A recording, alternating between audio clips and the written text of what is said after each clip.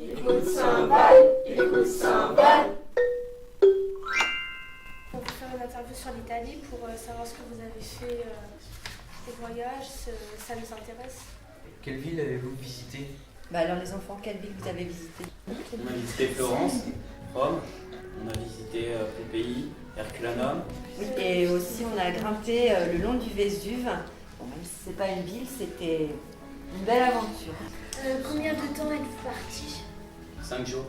Qui vous a accueillis? Alors les élèves ont été accueillis les 2 premières nuits dans des familles italiennes qui ne parlaient pas français. Donc ils ont dû se débrouiller. Et puis la 3e nuit en Italie, ils l'ont passé dans un magnifique hôtel 3 étoiles.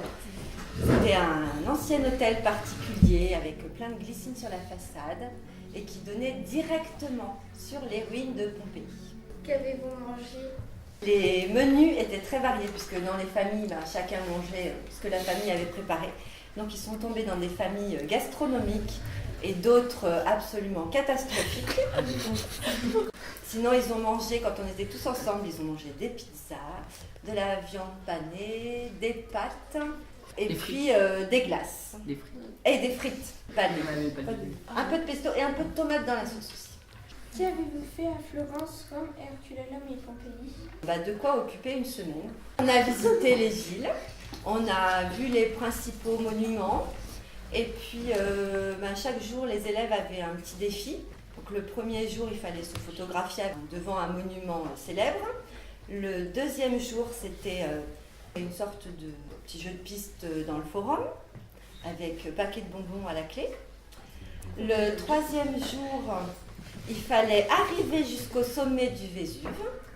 Et le 4e jour à Pompéi, il y avait 4 ou 5 illustrations à retrouver.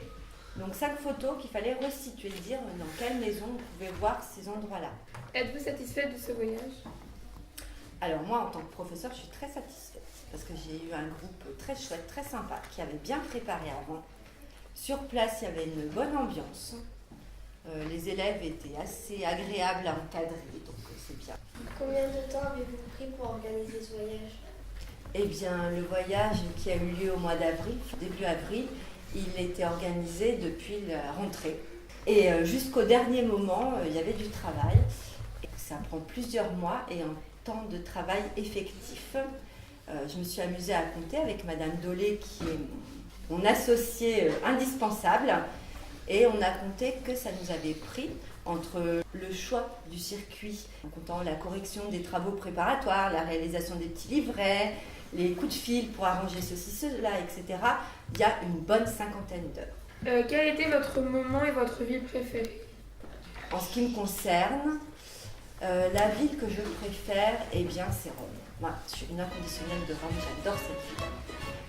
J'y ai jamais vécu et chaque fois que j'y vais, j'ai l'impression de retourner chez moi.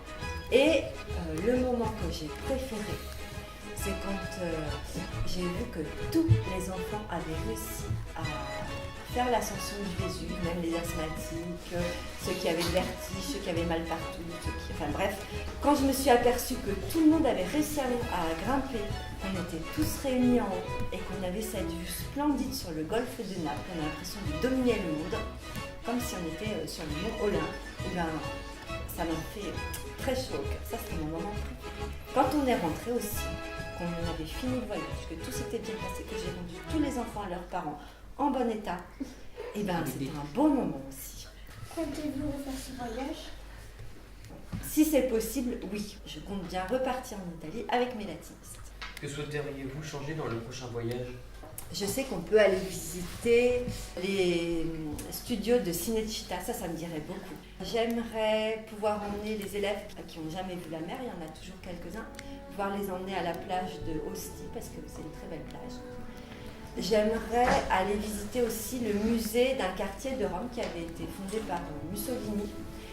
Et donc c'est intéressant au niveau historique et aussi parce que dans ce musée il y a plein de reconstitutions. Donc on peut rentrer dans une bibliothèque romaine, on peut rentrer dans une salle à manger romaine, on peut voir une maquette géante de Rome qui est aussi grande que la salle Chetaille. On vous remercie pour l'interview. Eh ben, merci de nous avoir posé ces questions et c'est un plaisir de vous répondre. On n'attend pas Patrick ?